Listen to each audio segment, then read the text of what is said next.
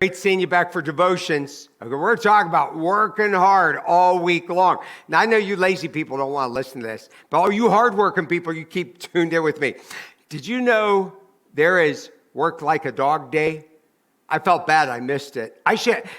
This should be a national holiday in the church. Okay, we really need this. Well, I guess that's what Labor Day is all about. But Work Like a Dog Day is not Labor Day. Work Like a Dog Day are people who work crazy. It is celebrating those people that go over and above everybody else. Now look here, Matthew 5:41. It says, now, if anyone forces you to go 1 mile, go with him 2 miles. Now that's from Jesus. Now, a person who works like a dog, they will do that, especially if they love the Lord.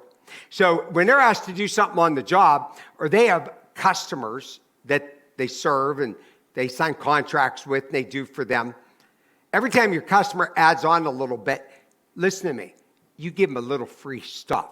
You always do that as a Christian. You always give a little free stuff. You don't say, oh, well, it's going to be a lot more money.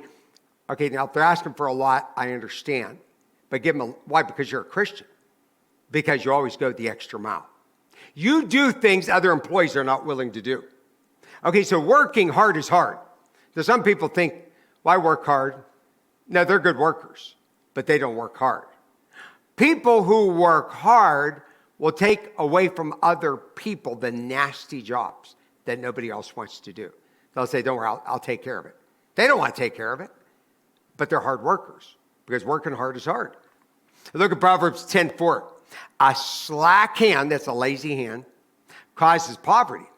But the hand of the diligent, remember the diligent here, that's the discipline, makes rich. The reason why you want to teach your child to live a disciplined life, and I'm going to tell you, you have to fight for it. Grade school, middle school, high school, 18 years of age, it's over. But let me tell you what the blessings are. You keep on. They're not listening. You don't think they're listening. The goal is most of them, after they become young adults, and they might take a year or two break, and then they jump into it, they will then begin to discipline themselves. That's a gift that you give your children as a parent.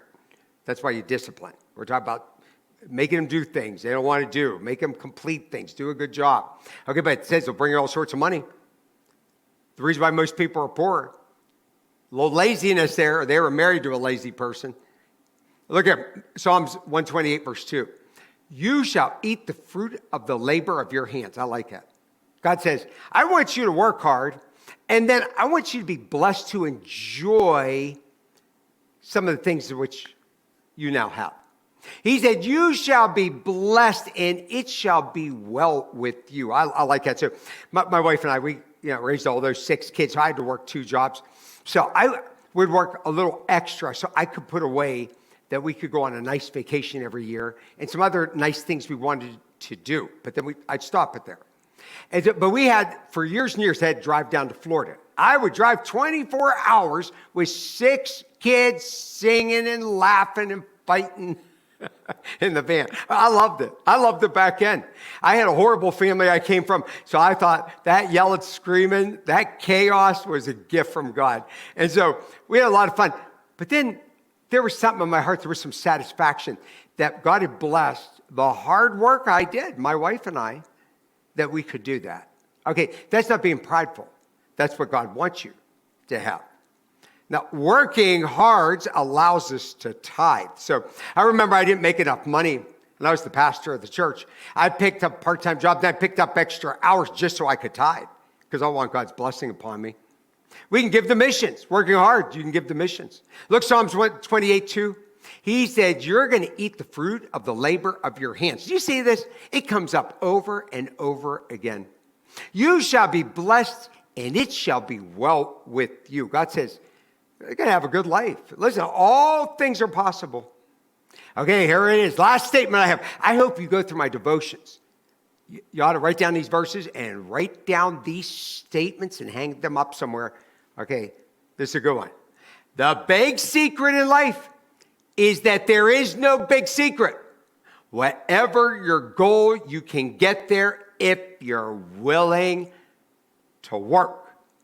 So get to work today.